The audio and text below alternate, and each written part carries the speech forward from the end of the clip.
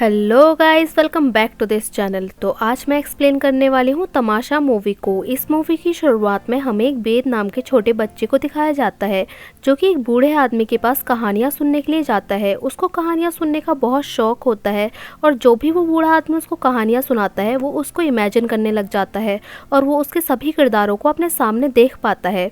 तब हमें पता चलता है कि उस बच्चे को कहानियाँ लिखने और देखने का शौक होता है। इसके बाद हमें मूवी में कॉर्सिको के सीन को दिखाया जाता है, जहाँ पर एक तारा नाम की लड़की एक होटल के मैनेजर से बहस कर रही होती है। वो उससे एक फ़ोन कॉल के लिए फ़ोन मांग रही होती है, क्योंकि उसका पर्स चोरी हो चुका होता है, जिसमें कि उसका वॉलेट और फ़ोन था और पासवर्ड भी उसी में था।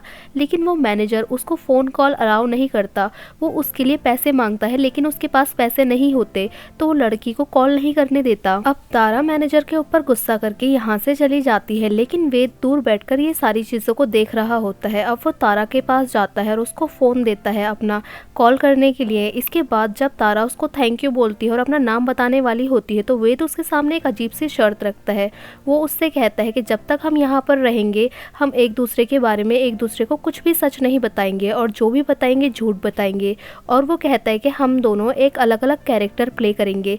तारा को ये बात बहुत ज़्यादा एडवेंचरस लगती है, तो वो वेद की सारी शर्तों को मान लेती है। और वेद उससे ये भी बोलता है कि ज़िंदगी में हम इसके बाद कभी नहीं मिलेंगे। अब नेक्स्ट 7 डेज ये दोनों साथ में बहुत ज़्यादा घूमते हैं और मस्ती करते हैं। तारा को वेद के साथ रहना और उसके साथ टाइम स्पेंड करना बहुत अच्छा लगता है और तारा को वेद की जिंदादिली देखकर उससे प्यार हो जाता है। 7 दिन बाद तारा का न्यू पासपोर्ट बनकर आ जाता है और अब उसको कॉर्सिका से वापस जाना पड़ेगा और वो वेद को लास्ट गुड बाय बोलने के लिए जाती है, लेकिन उसको कॉर्सिका छोड़कर जाने में बहुत बुरा लग रहा होता है। तारा अपने घर कोलकाता वापस आने के बाद भी वेद को भुला नहीं पाती है और वो अपने फियांसे के साथ भी अपना रिश्ता तोड़ देती है और वो अपने डैड के बिजनेस को संभालने लगती है।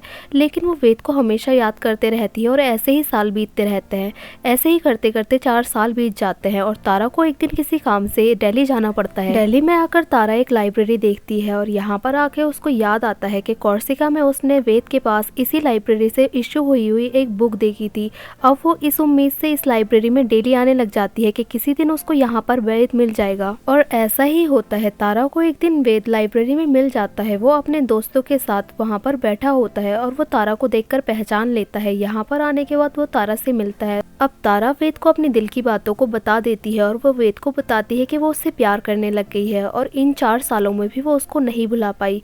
अब वेद भी तारा से मिलना स्टार्ट कर देता है, लेकिन वो पहले जैसा वेद नहीं रहता। वो तारा से बहुत ही फॉर्मली मिलता है। कॉर्सिका में अनजान होने के बाद भी इन लोगों ने साथ में बहुत मस्ती की थी, लेकिन अब वो बात नहीं थी। वेद तारा को अपने ऑफिस के कलीग से भी मिलवाता है और वेद की बर्थडे पार्टी को भी ये लोग साथ में सेलिब्रेट करते हैं। लेकिन अपनी बर्थडे पार्टी के एंड होने के बाद वेद तारा को प्रपोज करता है, लेकिन तारा उससे यह कहकर मना कर देती है कि कॉर्सिका में वो जिस वेद से मिली थी तो वो ये वेद नहीं है और जो वेद पहले उसको मिला था वो बहुत ही जिंदा दिल था, लेकिन अब जो वेद उसके साथ है वो बहुत ही बदल गया है। वेद एक कंपनी का प्रोडक्ट मैनेजर होता है। वो अपनी लाइफ को डेली सेम वे में जीता है और वो एक मशीन की तरह हो गया था।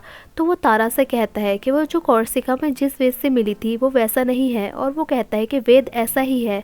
और वो उससे कहता है कि मैं भी एक आम इंसान की तरह ही जिंदगी जीता हूँ, लेकिन तारा उससे कहती है कि मैं ऐसे वेद के साथ नहीं रह सकती और वो यहाँ से चली जाती है और वेद अपने डेली रूटीन को कंटिन्यू करना स्टार्ट कर देता है। इसके बाद एक दिन वेद तारा से मिलने के लिए जाता है और वो वहाँ पर जाकर बहुत गुस्सा हो जाता है और बहुत ज़्यादा चिल्लाने लग जाता है और कुछ भी उल्टा सीधा बोलने लग जाता है और वो तारा के ऊपर गुस्सा करके यहाँ से चले जाता है। इसके बाद जब वेद यहाँ से जा रहा होता है तो वो ऑटो रिक्शा से जाता है और वो ऑटो रिक्शा के ड्राइवर से बात करना स्टार्ट कर देता है। तब वो रिक्शा वाला उसको बताता है कि वो एक सिंगर बनना चाहता था, लेकिन फैमिली की रिस्पॉन्सिबिलिटीज़ की वजह से वो अपना सपना पूरा नहीं कर पाया।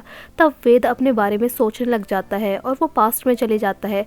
तो वो सोचता है कि वो एक स्टोरी टेलर बनना चाहता था, लेकिन अपने पापा के प्रेशर की वजह से उसको इंजीनियरिंग करनी पड़ी और अब वो एक कॉर्पोरेट जॉब कर रहा था। इसके बाद वेद के बिहेवियर में थोड़े चेंजेस आते हैं और उसको बॉस को लगता है कि तारा से उसका ब्रेकअप हुआ है इसलिए वो ऐसा कर रहा है। तो वो उसको समझाते हैं और वेद तारा को कॉल करके उसके बिहेवियर के लिए सॉरी बोलता है और तारा वेद से मिलना चाहती है। जब ये दोनों मिलते हैं तो तारा वेद से मिलती है कि उसे पता है उस रात उसने जो भी बोला वो गलत था और वो कहती है कि उसकी आज जो भी हालत है वो तारा की वजह से है और वो कहती है कि मैं तुम्हारे साथ रहना चाहती हूँ, और वो कहती है कि मैं सब कुछ ठीक कर दूंगी।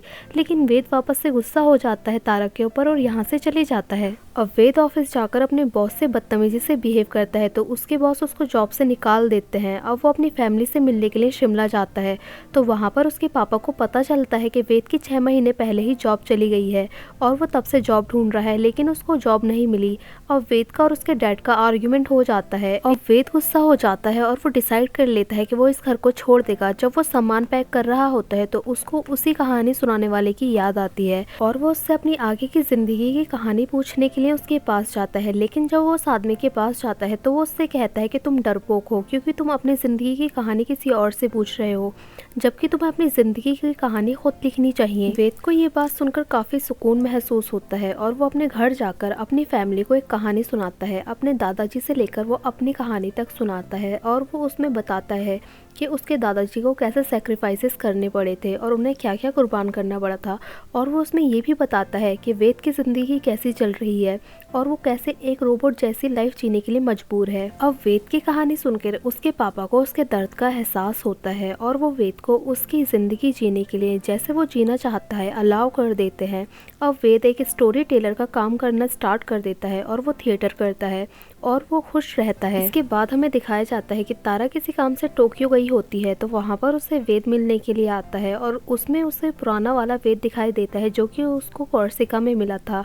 और अब वो दोनों एक दूसरे के साथ रहने लगते हैं और यहाँ पर तारा उसके स्टेज शो में भी आती है और यहाँ पर वो उसको अप्रिशिएट करती है और अब ये दोनों साथ में खुशी खुशी रहने लग जाते हैं। सो गाइस, हमें कमेंट करके ज़रूर बताएं कि आपको ये वीडियो कैसी लगी। अगर अच्छी लगी है तो लाइक करें, शेयर करें और कमेंट करें और सब्सक्राइब करें इस चैनल को ऐसे ही मज़ेदार वीडियोस को देखने के लिए। और हाँ, बेल आइकन को दबाना ना भूलें। Thank you for watching guys.